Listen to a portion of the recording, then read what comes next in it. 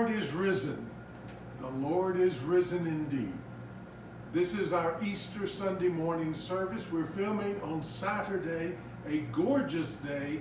Sunday may not be, but we're glad you've joined us for this Easter celebration. Easter's probably one of the hardest Sundays for a preacher to share a sermon. What are you supposed to say? I can't convince you or make you believe anything about the resurrection. I always resort to stories. So I've got two stories today. Number one, Coventry, England was an industrial town. One of the first towns that the Germans bombed during World War II. The morning after the bombing, the Coventry people came out of their homes to find their cathedral that had been in the town square since the Middle Ages completely destroyed. Only thing left were the stone walls charred by the bombs. After the war, they decided to rebuild their cathedral. But the architect had a different plan. He said, let's leave the old cathedral with the charred walls and build a new cathedral just next to it. It's one of the most beautiful churches built in the 20th century. On Easter Sunday morning, they start in the old cathedral, the charred walls. They walk by the altar plate that is remaining there, saying, Father, forgive.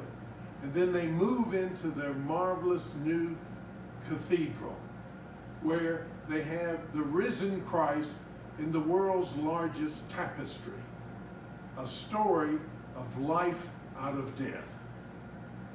The next story I want to share is my story. I went off to college in the fall of 1967.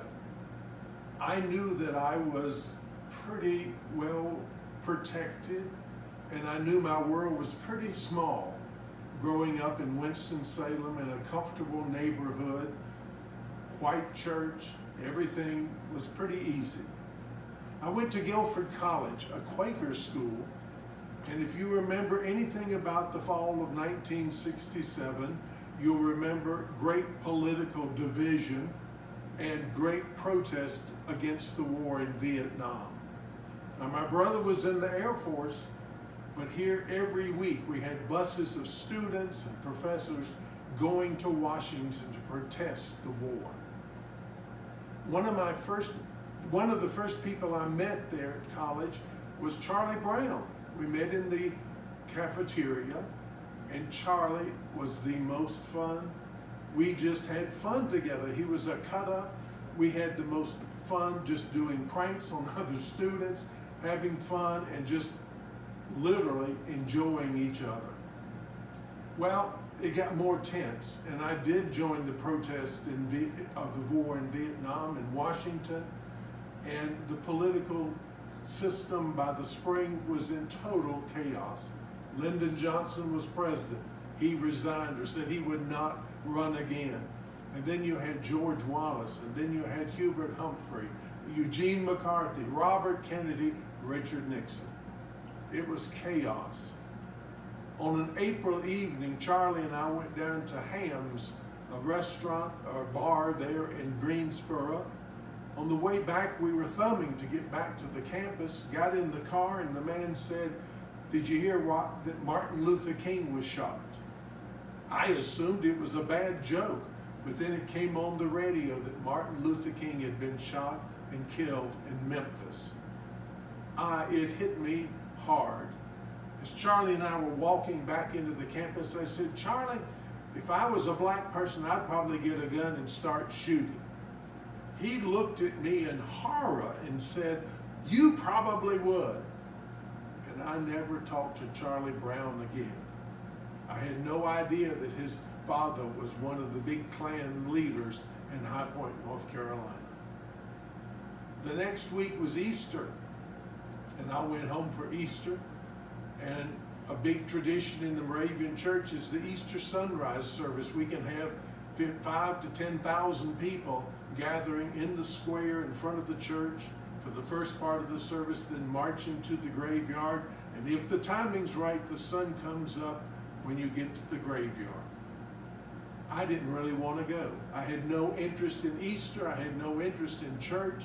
But my dad said, I'm short a man, can you come help? So I was standing holding the rope in front of where the pastor would come out and start the service. The pastor walked out, a pastor that I had known all my life. He got up onto that platform and he said, "The Lord is risen." And it was like an arrow shot into me. I thought, Jesus Christ has overcome death. Jesus Christ has overcome all the troubles and trials of this world. He is victorious. That changed my whole path and started me down the road to go to seminary. This is the day we proclaim the Lord is risen. What does it mean to you? The grace, mercy, and peace of God, Father, Son, and Holy Spirit go with you now and forever. Amen.